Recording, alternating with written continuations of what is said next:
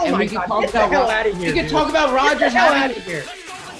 Okay, what is the need to bring up the Yankees? It's just stuff to bring up because Are you kidding me? Come on, dude! This came out of nowhere! not. Clemson is a top team. Don't start with that. Clemson's a top team, no doubt, 100%. Unless they're on Saturday, then they might move down. Welcome back to Go Chat. We are back with episode number 69. If you're new here, click the subscribe button. If you're not, welcome back. We have a great episode for you. As you guys know, we start out every episode with the Go of the Number. Connor, I'm going to swing it to you first. Who do you think is the Go of the Number for this episode? I think this is the first time in a long time where I'm going a player that I actually had the capability of watching on the field. A defensive end for many different teams. I think it was 3. He started out in Kansas City, then he went to Minnesota, where I remember him playing. That's Jared Allen. He was a 5-time Pro Bowler, a 4-time All-Pro. He only missed 5 career games in his 13-year career. As far as his statistics, he had 136 career sacks, 171 tackles for loss, 228 QB hits, 32 forced fumbles, 19 fumble recoveries, and 6 interceptions as a defensive end. He also did have 1 touchdown, and he had 4 career safeties. So definitely a huge career for Jared Allen. Definitely being on Minnesota didn't have the capability of getting to a Super Bowl or really far into the postseason, except for when Brett Favre was the quarterback there. But it's got to be Jared Allen here. He wore the number 69 great. Mike? Yeah, I agree. I'm going with Jared Allen here. He was a really good, obviously, defensive end for the Vikings mostly, and the Bears and the Chiefs and the Panthers. But most notably, his 2011 season, he had 22 sacks, which is near the sack record, which is absolutely phenomenal for someone that many people don't know as a stud defensive end. But he really was that stud defensive end. He was that guy you can always throw out there on 3rd and 10, and he'll go get the quarterback, and it'll be 4th down. Jared Allen, fantastic defensive end. He's my go-to number. Tommy? Yeah, I think that you mentioned all the stats, but I am going to agree with you. It's got to be Jared Allen for this one. 5-time Pro Bowler, 4-time All-Pro. And you mentioned all of the, single season stats and career accomplishments that he had. He put together a really good career, 12 seasons with a few different teams. And, yeah, got to be Jared Allen today. I'm going to have to disagree with you guys. I'm actually going to go with one of my favorite player to ever wear number 69 and the best offensive tackle right now in the NFL, and that's David Bakhtiari. This guy, I don't know why you're rolling his eyes. Name a better left tackle. Well, just name one. Mekhi Becton. Oh, my gosh. All right, whatever. He's a 3-time Pro Bowler, 2-time All-Pro. He actually just made the All-Pro this year and the Pro Bowl this year. He just signed a huge contract too, much deserving, and he's really just been that bodyguard for Aaron Rodgers these past couple of years. And we know how great that offensive line is for Packers. And unfortunately, he did have tore his ACL at the end of this year during practice. Very upsetting, but he still played really well this year, and the offensive line is still intact a little. Let's hope this Sunday. But yeah, I'm gonna have to go with David Bakhtiari. Jared Allen was great. I just think that David Bakhtiari, he's much younger than Jared Allen, of course, but he's already had a fantastic career, and I think that he's going to be one of the best once his career's over. I would love to see if we could get Jared Allen lining up against David Bakhtiari and see who would win those battles. I have my money on Jared Allen. I would bet on David Bakhtiari. No. I'm on Connor's side with this one. Jared Allen is fantastic. as good as David has been, he's only had a couple really good years. I mean, two All-Pros. He was second-team All-Pro. He was second-team. Well, two first-team All-Pros, and then a few second-team All-Pros last year. Yeah, a couple years before that, but yeah, sure. No, I'm not saying that he's not good right now, but Jared Allen's career is just much more complete than David's. Well, of course it is. I mean, the age. It's just. Well, I think that's that what we're at debating now. I think at David Bakhtiari's end of his career is going to be better than Jared Allen's. I mean, we can't look at go to the number like that, Yeah. though. I mean, you say David Bakhtiari tore his ACL. What if he goes back out there next year and tears his other ACL? He's never going to be the same player that he is. Then we'll just We can't do that. It was the same conversation about when we were back all the way back to episode 23, and I was talking about how LeBron is going to wind up being the best player of all time, how I already believe he is, and he's just going to keep doing that. We can't say that because we can't predict the future. Well, the thing is, I think David Bakhtiari is a better.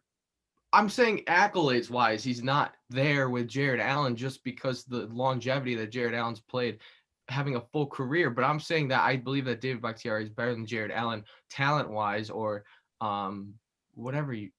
It's so hard to compare, talent wise, because they're two different positions. But I just think he's a better player. But his accolades aren't as well. I mean, what Jared Allen has 5 Pro Bowls. Yeah, I mean he's already got 3 in his line and 2 All Pros. He's already got half of Jared Allen's accolades already, and he's probably halfway through his career. So I think what I'm trying to say is those accolades aren't lining up just because of the difference in years, but I just think he's a better player. That's why I'm going with him. How old is David Bakhtiari? 29. Oh, okay. I mean, it's a fair argument. We're not going to meet in the middle ground here. So I think this has been a great go to the number. Jared Allen definitely has had a great career. He had a great career in the NFL, and David Bakhtiari is definitely continuing to have a great career. We'll watch his development, and then maybe one day we can meet and have this discussion when Bakhtiari's career is over. But until then, we're going to swing us into the next segment. Welcome back to Go Chat, and right now we are going to talk about the troubling Deshaun Watson situation that's going on in Houston. Houston has really gruntled their star quarterback. They hired a GM without confronting him. He was very upset about that, saying, quote on Twitter, "I went from a 2 to a 10." Not only that, but he's had small input on trades like the DeAndre Hopkins trade, and just continuous misbehavior from the Houston Texans organization has really angered him. And he might be on his way out of Houston. He's not taking any phone calls from the organization right now. And he just period point blank, he's not happy. So in this segment, we're going to talk about what are some of the best landing spots for him and what he could do to wherever he lands. Connor, I'll start with you first. What's the resolution to the situation? Well, I'll just rewind a little bit and say that the whole reason why Deshaun Watson is so upset with Houston is because of the hiring of he's like their head of operations now for the Texans, and Jack Easterby. He was a big part in the Deshaun Watson trade. He was really pushing for that. And then obviously we saw that the Houston Texans didn't get a lot back in that trade.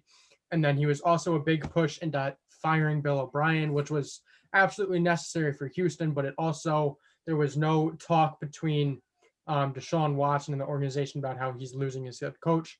So this Jack Easterby, he's risen up through the ranks in the Houston Texans front office, and he's really trying to take control. Like, they have him above the new GM hire right now, and he's really controlling a lot of things in Houston. So I think the biggest resolution, where if they want to keep Deshaun Watson in Houston, which is unlikely, but if they want him there, they have to fire Jack Easterby. The owner does, and it has to happen soon. But again, I don't think that's going to happen because he's working his way up. Resolution to it, I mean, obviously Deshaun Watson signed a huge contract last year worth, I think it's $32 million a year, and then it's going to increase his 4th and 5th year, which is going to be low in a couple of years once we have Josh Allen signing a contract and Lamar Jackson signing a contract. And once Dak Prescott gets a contract, whether it's this year in Dallas or with a different team, that's going to be low for a quarterback. So all these teams that are up there looking for a quarterback who have capital, they'd be getting a good quarterback for relatively cheap in the new cap room era of the NFL. I mean, 2 teams that have been talked about a whole bunch are the Miami Dolphins and the New York Jets, who hold the number 2 and number 3 picks in the NFL draft. I actually think both teams also have 2 first-round picks. I think those are the 2 teams that all eyes have to be on. Obviously, Miami, they have the number 3 pick, and then I also think they pick 18. So those are 2 valuable picks. Number 3, if Houston decides to trade for number 3, then they have their eyes on probably Justin Fields or Zach Wilson of those sort. And then at 18, they could probably get a wide receiver to go along with that. But for the Jets, obviously, with them hiring Robert Saleh and bringing over Mike LaFleur from San Francisco, they've been saying that Sam Darnold is their guy. They think that they can still groom him in Mike LaFleur's system under the Shanahan way. But I am also a part of that New York Jets fan base where if you can get Deshaun Watson for the money he's being paid, you got to do it. I mean, give up your number 2 overall pick. If you're sticking with Sam, you're going to trade out of it anyway. So give up your number 2 overall pick, give up 23, and then give up your first round pick next year that was from Seattle, and you're pretty much trading your number 1 overall pick and Jamal Adams for Deshaun Watson, and that is a no-brainer deal for me, especially with how effective Deshaun Watson was this year without a lot of targets around him. I think that's a no-brainer. I would trade a first and Jamal Adams without a doubt for Deshaun Watson. So I think if I'm New York and Joe Douglas, that has to be a call that I make. Good analysis there, Matt. What are your thoughts on the situation? I mean, I'll just start out saying I feel really bad for Houston fans, like that whole fan base. I mean, you got the Astros scandal, you got James Harden this past week, and now you got Deshaun Watson wanting out. So there goes your 2 stars in the city of Houston. So that just honestly sucks for them. But in regards to Deshaun Watson, I'm happy that he's finally kind of getting mad and he's finally asking for a trade because I really think he deserves better. He deserves to get out of that franchise. And the 2 spots that I'm going to agree with Connor, 2 spots I really think I can see him going to is Dolphins and the Jets, just because what they can give up. I mean, I think the Dolphins, if they'd be giving up, I think they'd be giving up a lot for him, but it could be worth it. I think they'd be giving up Tua and then the 2 first, because they're not going to need Tua, and obviously the Texans are going to want a quarterback. So I think that they could do there. And I totally agree with you, Connor. That mock trade you just brought up was a perfect trade for them. So I think those are the 2 landing spots. But I think that every team should be calling for Deshaun Watson, other than probably the Packers, the Chiefs, the Ravens, Buccaneers, you guys, Buffalo Bills, and probably a couple other teams that I'm not thinking of right now. So I think that Deshaun Watson's a hot commodity. I think he was a top 5 passing yard quarterback this year, even with a really bad team. So we know what his talents is, and I think every team should be calling, other than those teams that really have a franchise quarterback. And I think this also, I think it should give GMs a lesson. I mean, it probably won't, just because what the quarterbacks want these days. But we look at quarterbacks that are paid so much, like Deshaun Watson, who they're going to have to trade, and that's going to be a huge hit on the team. Carson Wentz, who's going to have to trade, who just regressed this whole year on probably the worst regress that we've seen of a quarterback in 1 year, who they're going to maybe shop. And if they do shop, that's going to be a huge hit. So I think some GMs have to learn from this and maybe be a little hesitant before paying a huge bag, even for Patrick Mahomes' deal. I mean, maybe that's going to be worth it just because it's Patrick Mahomes, but still, I think we're going to have to start hesitating when we're paying these quarterbacks so much money. Unbelievable. But those are my. So then, Matt, I just have a question for you. Based on your analysis there, do you think Jerry Jones was smart in Dallas not to sign Dak Prescott because of his ankle injury and what happened this season for Dak?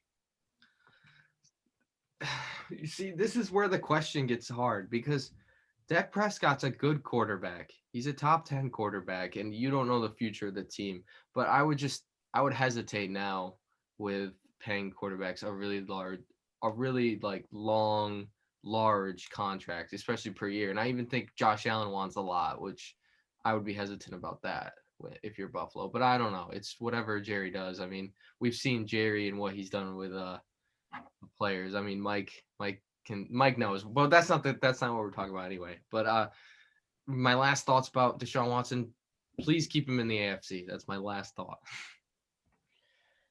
All right, Tommy. Matt kind of gave their thoughts. What about you? I think that they both made really good points.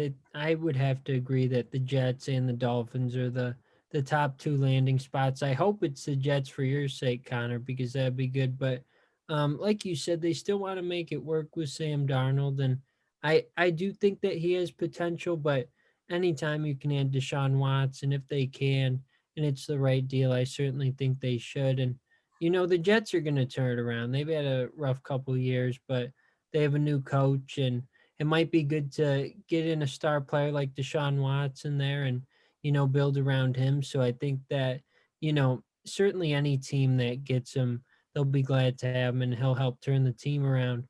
The Dolphins do have Tua there, but any team would be glad to have Deshaun Watson. And another one that I want to throw out, and I don't think it's as likely, but the Steelers, Ben Roethlisberger's getting a little older, and bring him in there. Potentially, I don't know if that would happen because Ben's been there for such a long time, but I think if you want to look towards the future, Deshaun would be a great option, obviously. So, but I'd have to agree with you that it's probably going to be the Jets or the Dolphins, but I'd certainly like to see the Steelers land him as well. I think one big thing to mention about Deshaun Watson as well is when he got his contract last year, involved in that contract was a no trade clause. So he is able pretty much to pick the team that he wants to be traded to. And he'll be, if Houston's talking to, for example, Pittsburgh, and Deshaun's like, no, I don't want to go to Pittsburgh, he'll put that no trade clause down, and then bam, he's not going to Pittsburgh. Where then if Houston's talking to Miami and Deshaun's like, oh, okay, Miami, I can get behind that. I'm going to lift my trade clause, and now he goes to Miami. So yes, this is Houston's negotiations, but Deshaun Watson also has a huge say in where he's going to end up in the NFL. I feel like Deshaun's going to say yes though, wherever it is. I really don't think there's one team that he's going to say no to, but that's a really good point, Connor. I mean, we saw that with Antonio Brown, I think, with the Bills. So yeah, that's a good point to bring out. Personally, I really think that Deshaun Watson is one of the best quarterbacks in the league. Probably, I'd argue top 5. At least borderlining top 5, right? I think we all can agree on that. So, Connor, as much as the Jets would love to trade 2 firsts and 3 firsts for Deshaun Watson, I just don't think that's realistic.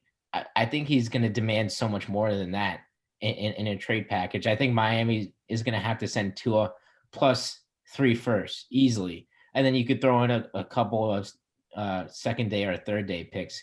So I think the issue with Deshaun is I think his value is so immensely high is that teams are going to have a lot of trouble mortgaging their whole future in order to get him away from Houston, because he's not going anywhere anytime soon with that massive contract he got.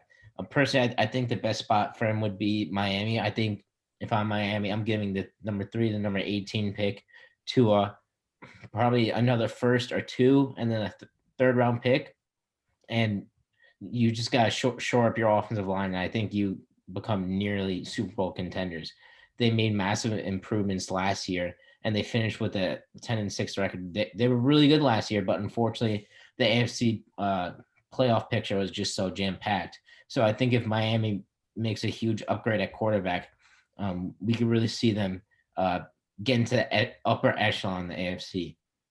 Mike, I think you'd just be giving up way too much for Deshaun Watson in that scenario. I mean, 3 and 18, then you include Tua, who was another first-round pick, so I would classify that as a first-round pick. Then you would throw in 1 or 2 more. I mean, I just think that's a lot. And I mean, you say Deshaun Watson's not going to go anywhere unless his value is. It's not Deshaun Watson who's deciding what picks go to Houston. He doesn't give a crap about that. It's Houston's front office who's going to decide what they want. And I truly believe that the number 2 overall pick in the NFL draft, the 23rd overall pick in the NFL draft, and then a first-round pick next year from Seattle, I truly believe that is plenty to seal a deal on Deshaun Watson. Jamal Adams just got 2 firsts and a third last year. Okay. And Deshaun Watson's getting 3 firsts. But he's a quarterback. And throw Sam Darnold in that picture then too, who was also a first-round pick. You'd probably get a second or a third for anyway. And there you go. There's your deal. I think that is a very reasonable deal. I think that's way too little. That's way too low. You're getting no replacement. Sam Darnold, who knows? He has potential and all that stuff, but he hasn't lived up to par in the NFL as the number 3 overall pick. Even if they're not getting a replacement, so to speak, they have the number 2 overall pick in the NFL draft where they can get their top quarterback available on their board that's not Trevor Lawrence. Yeah, that's probably gonna be Justin Fields. So that's like a surefire Justin Fields pick right there. Even if I think 3 first-round picks is way too little for a borderline top 5 quarterback. We've seen Khalil Mack go for 2 first-round picks and more. We've seen Jamal Adams go for 2 first-round picks and more. In like the past 10 years, we've never seen a quarterback of this magnitude get traded. So I think he's getting unprecedented value given the situation. And I would easily give up Tua and 3 first-round picks if I'm Miami. I think that's an extremely easy trade, and I don't think Houston's going to budge because they have him for 4+ years. But I think here's the thing is if Deshaun Watson's not going to play, he'll do the whole holdout scandal, I truly believe. Because if he went from a 2 to a 10, I mean, they didn't request to interview Robert Saleh, who he wanted to be his coach. They requested an interview with Eric Bieniemy after Deshaun Watson got all up in arms and was super upset about it. They hired a GM while Deshaun was on vacation. Like he has no control over anything that's happening on that team. And if you're the franchise quarterback of a team, you should have some control. And the fact that he's getting no control and he's up to a 10 level on that anger scale, he's not going to play if he's a Houston Texan the start of September next year. I mean, he even said he's not going to take a snap for Houston. I think he'd hold out too, to be honest. Especially because he's not returning phone calls or anything like you mentioned at the beginning of this segment, Mike. I truly believe that. I mean, Houston's going to try to get what they can for Deshaun Watson because Deshaun Watson will sit out for 4 years. Like if Houston wants to hold on to him for 4 years, Deshaun Watson won't play a snap of football. I highly disagree with that. He's missing out on so much money there. If he doesn't play, he's getting no money. If he doesn't play, all his endorsement contracts are going out of the window.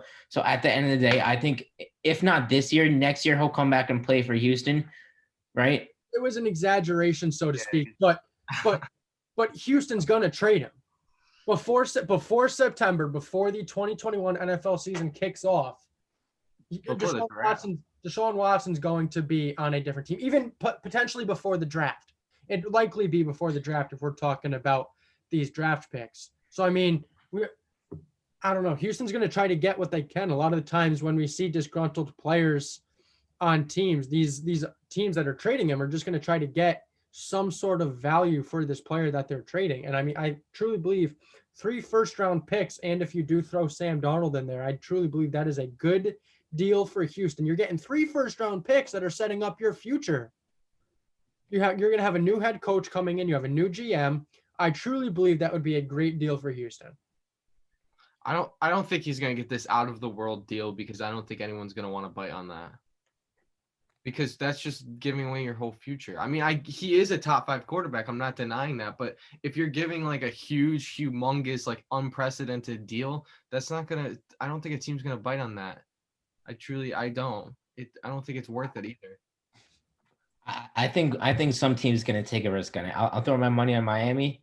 I think they're in a position to succeed right now. And we've seen teams get a lot for disgruntled superstars. I'll go back to the Jamal Adams situation. They got 2 first and a third for a strong safety that doesn't really play safety that much, right? So I think you could definitely get more than 3 first-round picks. I think 2 and 3 first is the minimum if I'm Houston, right? And if I decide to keep Deshaun, I'm hiring Eric Bieniemy right now. But I don't think that they're going to do that. For some reason, they're not competent enough to discuss and cater to their star quarterback, really one of the only good players they have on their roster right now, which is ridiculous. But they can't hire Eric Bieniemy right now because he's still a part of the NFL playoffs. He's still a part of the Kansas City Chiefs. They can't hire him. They can't have a deal in place. They can't bring him in for a second interview because he's still coaching in the playoffs. But I don't think it matters. I think the ship has truly sailed. Deshaun Watson is done playing football in Houston. He tweeted out yesterday that there was going to be a big march for him in Houston. He wanted everyone to go home because of the COVID risk and everything. He loves what the city of Houston's doing. He loves the city of Houston, but the organization has let him down, and he knows that he's higher potential than that, and he needs to get to a place that's going to value him. He's done in Houston. Yeah, I agree. I would say I would put my money, like, I'm not physically putting my money because I would never bet on this, but anyways, I'd put my money on New York. I would say a dark horse team would be San Francisco. That's not really a team we touched on, but it would just be really intriguing. They're gonna have to give up. They'd have to give up definitely a big defensive piece like Nick Bosa for that, but still, it's because they don't have a lot of draft picks. But still, that'd be really intriguing, and I really don't want it to happen. But Well, I think this has been a great segment. We all kind of got our word out there. Deshaun, if you're listening, go to the Jets, please. It'd be a great opportunity for you. You've been spending the last couple days in the New York, New Jersey area. Just go swing by One Jets Drive, take a peek. Let all the Jets fans know that you want to be a Jet, and then we'll be talking to Joe Douglas. But no, here at Go Chat, we're gonna move into the GOAT picks next. welcome back to Go Chat. We're back. We got the GOAT picks. Nothing really happened to the leaderboard. It's up right now, other than Tommy coming into Tommy and Mike. Connor is still behind 2 from all of us. So no huge order no huge change in the order. So we're just gonna go right through this. First game that we got is the Flyers and the Bruins.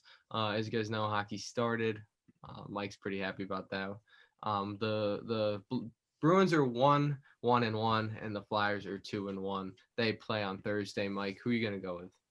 I'm gonna go with the Flyers in the first matchup. I think that they are arguably the best team in their division. I think the Bruins are really good, but without Pastrnak, I think they're losing. They don't have that offensive juice that they once had like last season. So I think Carter Hart will bounce back from a tough last game, and they'll come out and win on Thursday. Oh man, I really wanted you to pick I wanted you to pick the Bruins. I'm gonna go with the Flyers too. I just don't like the Bruins starts of the season. They're on a losing streak at 2. Even though the Flyers just lost yesterday to the Sabres, they had two really great games against the Penguins to open up. So I'm gonna go with the Flyers. Tommy. I'm gonna mix it up. I'm gonna go with the Bruins in this one. I think they're gonna pull the upset. They're gonna play a little better and get the win against the Flyers. I like it, Tommy. I'm gonna stick with the hockey minds on the podcast and go with the Flyers. I'm gonna play safe. I probably should play it safe, but I want to gain some ground. I like the attitude, Tommy. I have to say. Yeah. Thank you. All right. The next game we got is a Wednesday basketball game. The Memphis Grizzlies versus the Portland Trailblazers. Mike, who are you gonna go with? I'm gonna go with the Grizzlies here. They've been really hot, winning 5 in a row. The Trailblazers just lost C.J. McCollum. They just lost Yusuf Nurkic. So I think it's going to take a little time for them to adjust and really find someone to step into that scoring absence that when Nurkic and McCollum is off the court. So I think the Grizzlies are going to continue their hot streak and win this matchup. I'm gonna go with Dame Dalla and the Portland Trailblazers. I think it's gonna be a great matchup. You know, obviously, like you said, Mike, the loss of McCollum, and they're gonna need to adjust. But if there's anyone that I could put my trust in, that is Damian Lillard. Tommy, who are you gonna pick? Yeah, I'm gonna agree with you, Matt. I still like the Trailblazers in this one. And like you mentioned, Mike, they did lose some key pieces, but I still think that, like you said, Matt, Damian Lillard, I think that he's gonna be enough to help get them the win in this one. So I'm gonna go with Portland. Connor? Yeah, I've got to go with Portland as well. I just think Damian Lillard is just gonna rise above, seeing that his 2 big starters are out of the game. I think he's just gonna kick it to the next level and give his team a win. Next game we got is the Los Angeles Lakers versus the Milwaukee Bucks. Both up there in their conference. Mike, who are you gonna go with? I'm going to go with the Lakers here. They lost a tough game to the Warriors Monday night, but I think they'll bounce back against the Bucks and they'll show that they're one of the 2 best teams in the NBA. But I'm gonna have to agree with you. I'm gonna go with the Lakers. It's gonna be a great game to bounce back. It's going to be one that you could put on a resume, so to speak, when you're going towards the playoffs time. And especially if you get a win, if you get that win against Milwaukee and it ends up being the finals, Milwaukee versus LA, you could be like, hey, LA beat Milwaukee earlier in the season. We're gonna win it anyway. Tommy, you're gonna go with. See, this is tough. I don't know. I'm going back and forth. I'm gonna go with the Bucks here. I think I'm gonna switch it up. I was gonna pick the Lakers. That's who I wrote down, but I think that Giannis is gonna have a big game and get him the win in this one. And Connor. I think I'm going to agree with Tommy here and go with the Bucks. I think Giannis could have a very good game and give the Lakers another loss. And the last game that we got is the Celtics versus 76ers. This game is on Friday. We're not going to do the Wednesday one since there's a little COVID issues going on with the 76ers. So we're going to be a little safe and go Friday. Hopefully this game plays. Mike, I feel like I know who you're going to go with here. Yeah, I'm gonna go with the Celtics. I don't really know who's gonna be back for both teams. Both teams are really short-handed right now due to COVID. I think the COVID wave hit Boston earlier, so I think they'll have more players back. I think Jason Tatum will return soon. Even though they got blown out by the Knicks a couple of days ago, they got Kemba Walker back. Jason Tatum will hopefully come back Friday night, and the Celtics will win this game. Yeah, there's a lot of questions that we got about this game. I just saw a report that Doc Rivers expects Embiid to be back. He was out with a knee injury, I'm pretty sure. So with Embiid being back, if he's back Wednesday, probably be back Friday. I'm going to go with the 76ers. Got to stick with my guns here. And we look back to last year. The regular season was really Sixers dominating over Celtics. Not so much in the playoffs, but playoffs wasn't that healthy of a team. So I'm going to roll the Sixers. Tommy, who are you going to go with? I'm going to agree. I got to go with the Sixers in this one. I just think that they're a slightly better team, but I think it's going to be a good game. But I'm going to take Philadelphia. And Connor. I have to go with the Celtics. They've just been playing such consistent basketball. Jaylen Brown has been playing the top of his career. I'm so glad I picked him in our fantasy draft. But Jason Tatum, before he went out with COVID, is playing out of his mind. Kemba Walker going to be back on the court, getting more minutes. I think that's going to be really good for Boston. I think Boston's going to win this game. I just realized that we have the hockey, both Philly, Boston, and this NBA, Philly, Boston. And the only one to go with the same city is me. Mike went with Philly, Boston. I went Philly, Philly. Tommy went Boston, Philly. And then Connor went Philly, Boston. So that's pretty interesting. I didn't even notice that until just now. But Some anyone? great analysis there from Matt. Longer episode here. We're going to have our go to the week. It's going to be a great go to the week. A lot of huge things happen in sports this week. We're going to have some great names to throw out. We're going to swing it over to that next. Hello, everybody. Welcome back. We're going to end the episode here with the go of the week. Lots of big moments in sports this week. So we're going to have some good goats of the week. And I'm going to start with you, Mike. Who's your goat of this week? I'm going to go with Devin White of the Tampa Bay Buccaneers. He was probably the biggest reason why they were able to get past their NFC South divisional foe, the New Orleans Saints. He had 11 tackles, 4 more than any on the team. He also recovered a fumble and picked off Drew Brees.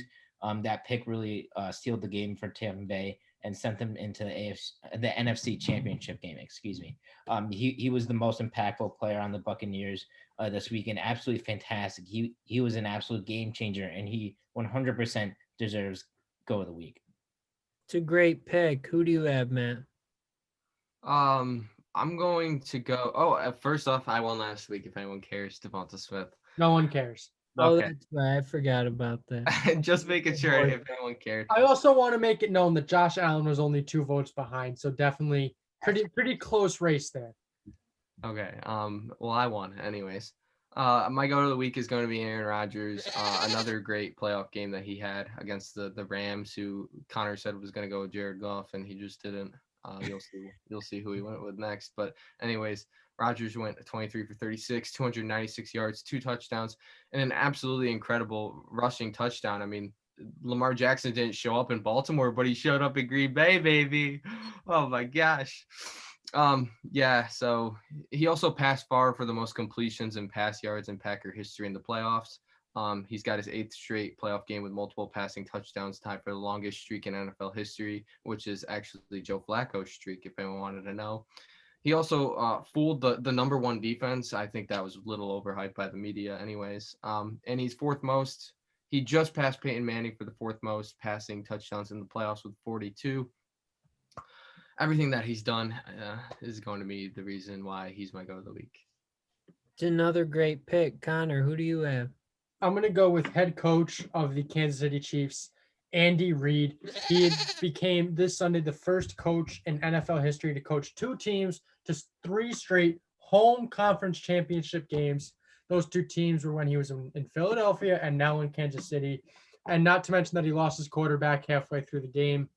Obviously, Patrick Mahomes out with a concussion protocol. Definitely, hopefully he's back on the field on Sunday. But that's not the biggest story. The biggest story was the huge play call on 4th and inches. Everyone's suspecting they're just going to run the clock down, punt the ball down inside territory, and then give Baker Mayfield the chance. No, 5 seconds left on the play clock. They snap it to Chad Henne with a quick out to Tyreek Hill to seal the deal. Andy Reid definitely had one of the best play calls that I've seen.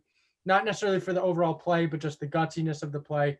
So Andy Reid has become a great coach in the NFL over these past couple of years. He's been a consistently great head coach, and this week just adds to his resume.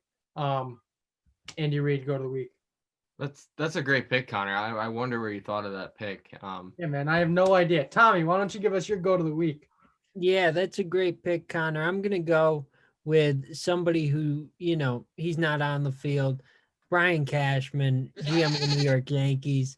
Of course, I got to go with him because he had done nothing all off season, which, that's a little disappointing. But then Friday, 2 big moves, re-signs DJ LeMahieu and then signs Corey Kluber to a big deal, putting the Yankees in a much better position for the next season. And, I know I'm a little biased on that pick, but got to go with Brian Cashman this week. He had a big day on Friday. Helping the team. So I got to go with him. Yankees are in a very good position. I'm excited for the future. Corey Kluber's only a 1-year deal, but hopefully it brings some sort of energy back to New York. Tommy, it was a good pick. Thank you. You cut me off, Connor, back there. I was also going to say, how do you let Chad Henne run 14 yards on a 3rd and 15? I don't understand. That's all I have to say. Is it just the Browns? You frustrate me, man. You know how great it would have been a Browns-Bills AFC Championship game? Would that have been great? I mean, one of them would happen. I just saying it's great because you'd never see those 2 teams. Not saying the game would be great. I think the Bills would just absolutely destroy them, but it would just be a good game for both those franchises who haven't won a Super Bowl.